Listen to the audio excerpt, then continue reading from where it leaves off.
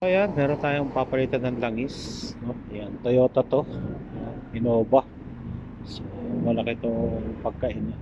Innova. Tama ba? Innova nga. Toyota Innova. Ayan. So, ayan, yun ang Innova. So, paano ba mag-change oil ng Innova? So, samahan nyo ako. So, ito lang naman ang air filter niya. Receiver na coolant natin. So, yan. Sa valve cover gasket niya. So, yan. Tama na siya. So, ito yung ano, tapos na yung kanyang 5,000 kilometer pero brown pa rin siya. Yan. Kita naman natin sa camera, naka brown pa rin. So magandang klaseng langis yung ating ginagamit dito, although 5,000 lang previous niya. So ito yung kanyang steering oil. Yan. So ito yan, ito na, sira na. So yan, bahala na yung driver niya, malalaglag na yung bumper niya. So ayan, ganito lang naman ang ano, Saudi. Ito yung ating ano, ayan, sa wiper, ayan, brake fluid, ayun, hydrobox, ilalim, throttle body nya. So, maliit lang yung ano ng Innova, radiator. So ito, regarding dito sa pag cover gasket na normal to, na nagtatagas na siguro, ano na yung goma nito, patigas ka, kaya subukan natin ano. Tapos ang belt nya, ayan, pagkita naman natin yung belt niya, medyo lumubog na, no? So yan, kita naman natin tong ano, belt nya, ayan.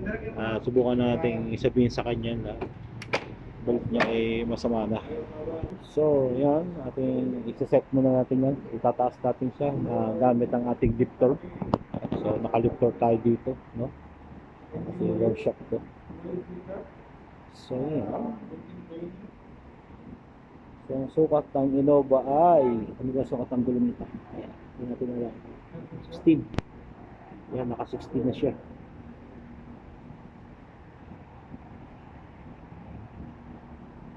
$205.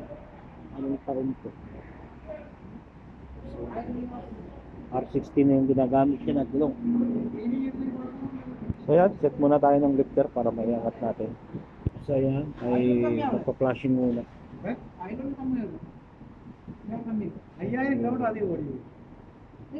Gamitan natin siya ng engine flashing chemical from Italy. So paggamit ito, gamit yan, ihahalo lang natin siya sa lumang langis, sa old model ng langis. So start natin siya within, so yan. So yan, added lang siya, tapos running ng ano, na rin natin siya more than 10 minutes. 300 ml to. Yeah. Filter you put? Air filter. Yeah.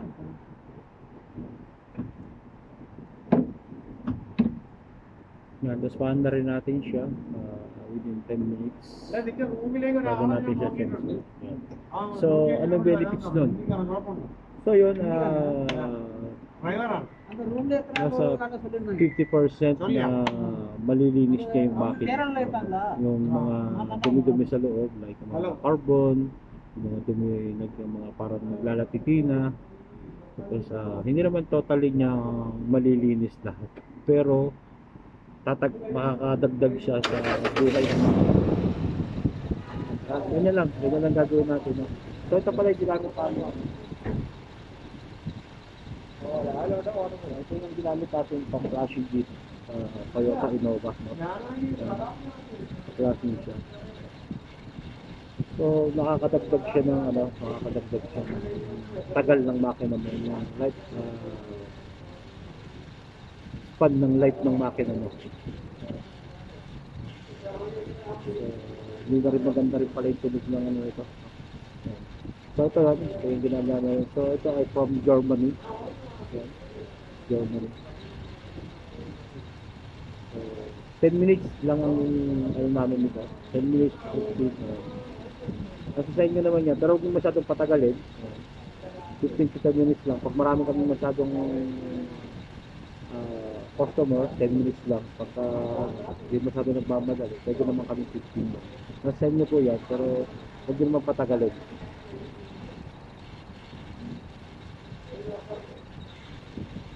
Ingat lang tayo sa paggamit ito kasi baka makatalabsik sa mata nyo. Ayan, medyo masakit sa mata to. Natalabsikan na kasi ako nito.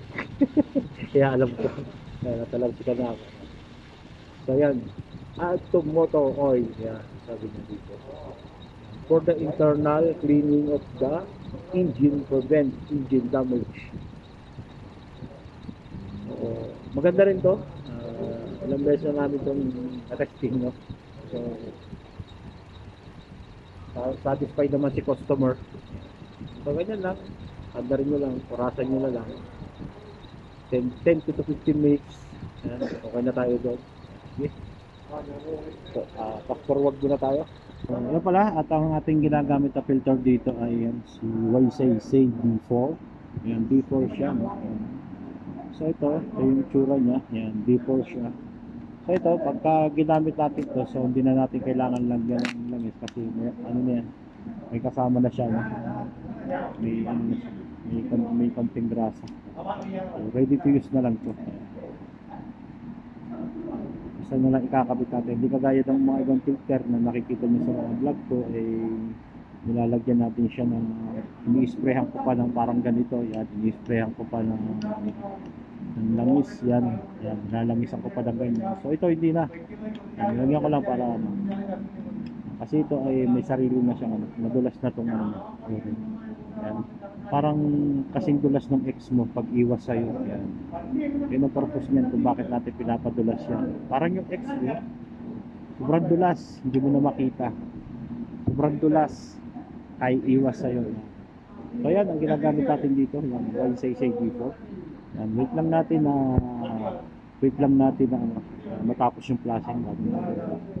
So 14 ang ano yan, ang pag gumamit tayo ng Shako. 14 size lang siya, yan. Ganito lang yung ginagamit natin, 14 lang siya. Yung pagtagal natin ng drain plug, yan. Kukwentuhan sila para silang ano, maling. So yan, ito na yung babaklasin natin dyan. Tapos ayun yung filter niya sa taas, yan. Yan, ilaw ko, nakakasuloy ilaw. So yan, yung itim na ito. Yan, tinuro ko na yun. So yan, kailangan babaklas siya. Tara, baklasin natin yan.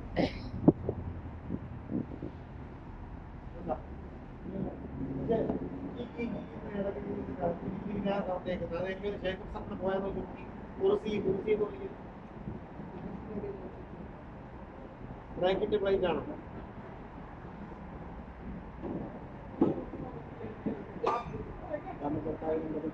Break പാടത്തിന് മാറൂലേ?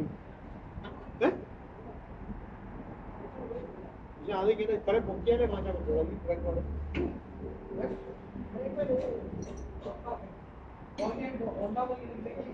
ബ്രേക്ക് പാട് മാറാൻ പറ്റും.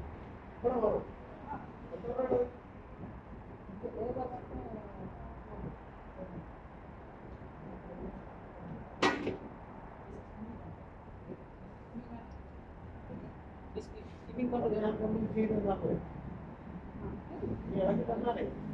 ഇളക്കി തന്നാട്ടെ രണ്ടും കൂടെ രണ്ട് ചാക്കിയോ ഇല്ലേ തീർന്നു അത് കൂടെ സൗണ്ട് പറയും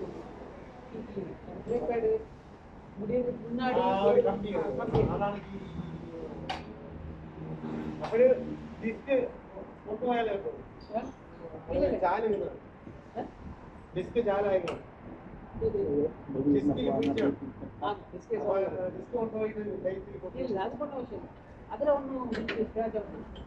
നിനക്ക് മാറുന്നു ഇളകി വന്നല്ലേ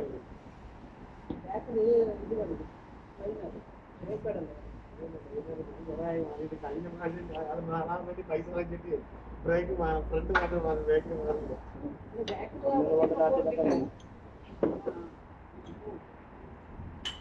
ചെയ്യുന്നതാണ്. കാരണം ചില സമയത്ത് ബ്രേക്ക് ഓട്ടമേ പിടിച്ചിട്ട് എടുക്കാൻ പോലും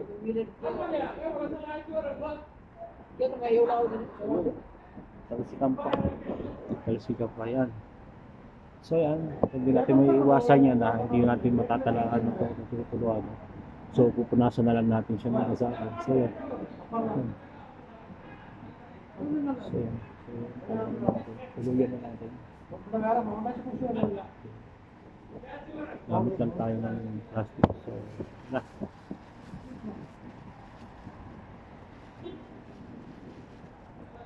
So yun, pamayin na natin siya. Yan. Yan, sumayad na yung jacket ko. Ayun. So ayan, tanda na natin siya. So yun, yun ang itsura niya. Kaya lang natin siya na tumulo. Sa rin natin. Tapos mikos-mikosin natin ng punas yan. Yan. So yung jacket ko, yan. Dumihin yung jacket natin kasi malamig ngayon. So yun, punasan natin itong pinaka lalapatan ng ano.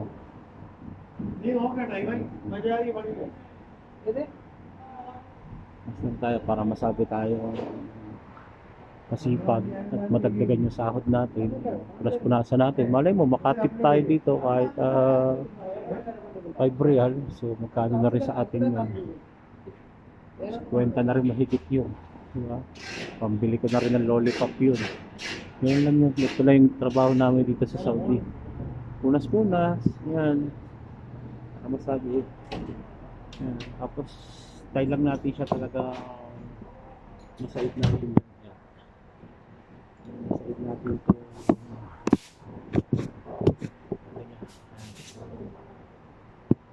Pag tumutulo na siya, napapitik-pitik na. So, okay na. Pwede na natin siyang palitan. So, pag pabalik niyan, ganoon din.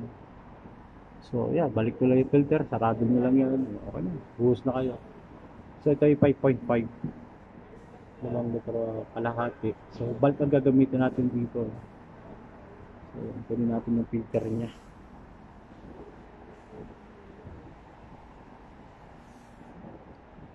Ito, pag babalik, pag wala nang tumutulo doon, yan, pag wala nang tumutulo doon, pwede na natin balik. Yan. Balik na natin siya.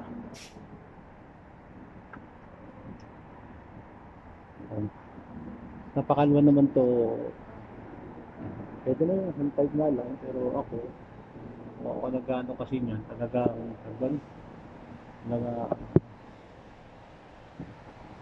medyo susurbulin ko. Baka mag-leaking. So yan, sarado natin siya. Ayan, fast forward tayo. So antayin nyo lang na yung mawala yung agas-agas. Balik tayo. Tsaka natin saraduan siya. No? Fast forward tayo ulit.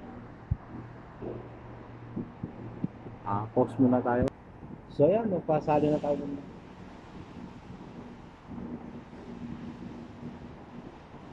So, gamitin natin natin sa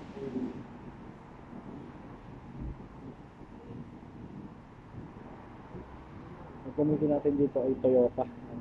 10,000 kilometers.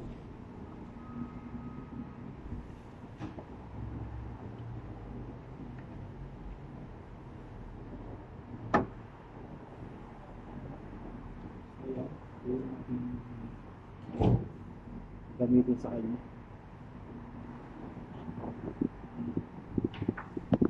Ano tayo sa camera? Kasi tayo bida rito. Diba?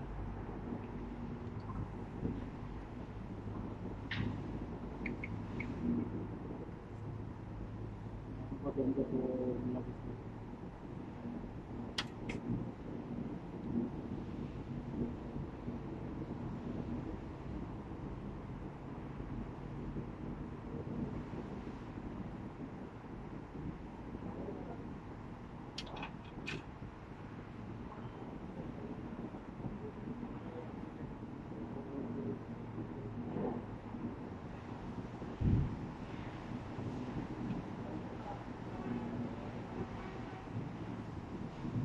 nilaw. Good quality Toyota. Golden yellow. Ano siya?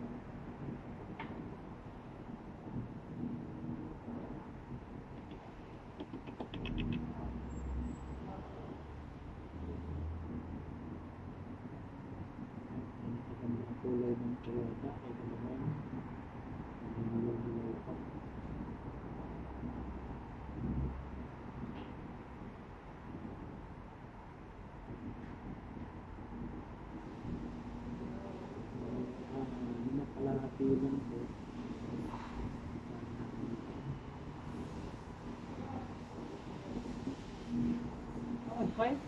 5.5. No, Robert. Ah? This one.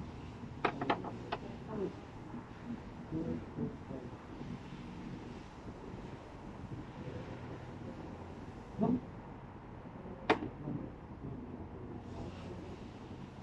This one 5. You take 7, no? 5.5. Ito ay 5 litro at kalahati lang. Pakita natin sa inyo.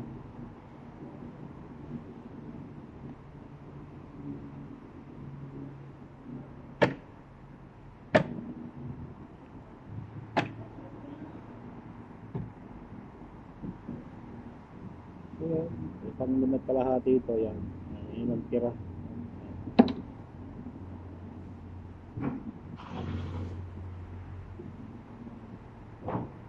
Lipstick naman ito. Hindi ko gaya ng... So, 5.5. Oh, yan. Sakto lang. So, isasagad na natin. Kasi bakit? Kasi sinade ko ng gusto yan. Sinaction ko. Nangyita ko ng suction. Sa oil pan niya, sinade ko na lang.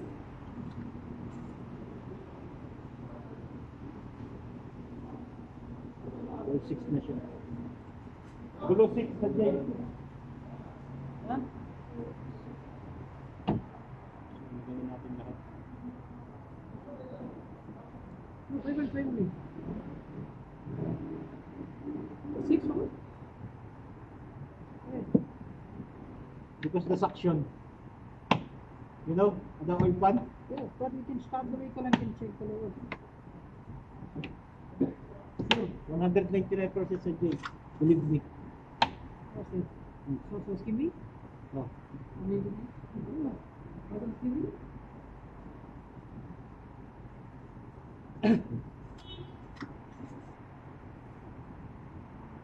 So yan. Sinagat ko ng 6 kasi bakit ko ano to. Kasi yung oil pan nito ay sinaction ko. May machine kasi kami dito na yung tira-tira doon sa loob, may higop niya pa. Kasi may pang-suction kami dyan. Start the vehicle. Pero kung sa patulo-tulo lang, yung kaganin, tinanggal lang natin si drum plug kasi naya lang natin tumulo. 5.5 lang po ilalagay natin sa ganito mga Innova.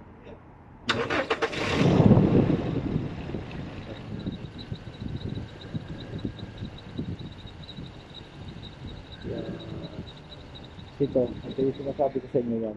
Machine na yan. Meron kaming machine kasi doon. So, sinusuplayan ng hangin namin yan. Ipapasok namin to sa ano. Yan. Pinapasok namin to sa loob ng oil pan. Yan. Ihigupin niya yung mga tira-tira doon. So,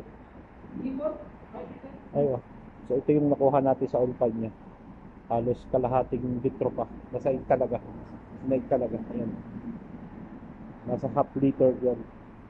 Magtataka kayo kung tsangsulin nyo lang na personal to, tapos pinatuloy nyo lang, so 5.5 matic na yan. Ayan, hanggang dito na lang ulit tayo. Ayan, ayan si Toyota Innova, no? Ayan, shout out sa utol ko, kay Ronaldo. Ayan, yan yung sasakyan ni Utol, ang aking kapatid. Ayan, shout out dyan sa mga barangay 1B, ayan, mga taga San Pablo City. Ayan, shout out. Tsaka kasabahan ko na natin Chance Oyap din na si Wilkin, taga barangay ano siya, Saluyan yata siya. Ayan. Pero sa Pablo din siya, no?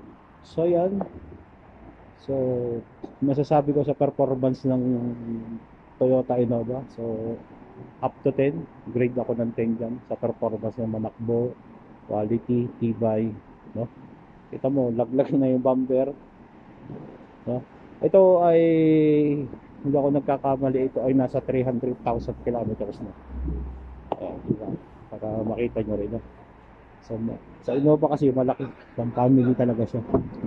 So, ayan, ang tinakbo niyan ay 385,000, 385,708. Automatic po yan, yan, naka-fully automatic, no?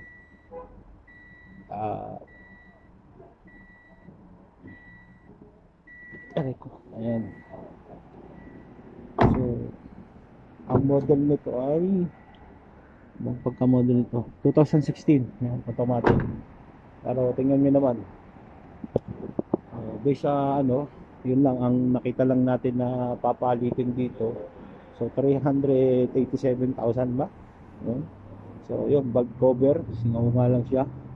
Tsaka yung belt, ito. Palitin na.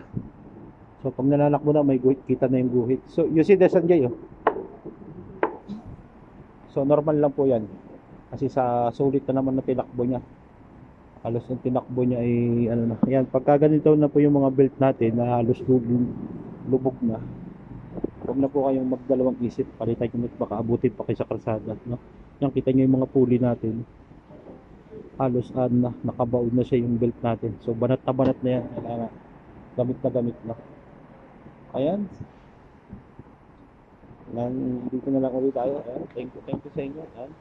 Sa mga hindi pa nakasubscribe sa akin dyan, nakapalo, please hit nyo na rin ang notification bell para updated kayo sa mga pag-vlog ko na mga kalokohan dito sa mga pag-chainsaw. Yan, punas para lumaki sahod, video para masabing ano, tapos medyo nadumihan yung kamay, o yan, madumi yung t-shirt, o di dagdagan yan, sabi masipag ka, diba? Ayan, siyempre shoutout do sa aking kabady at duty kami pang gabi. Ayan. Thank you guys and see you again.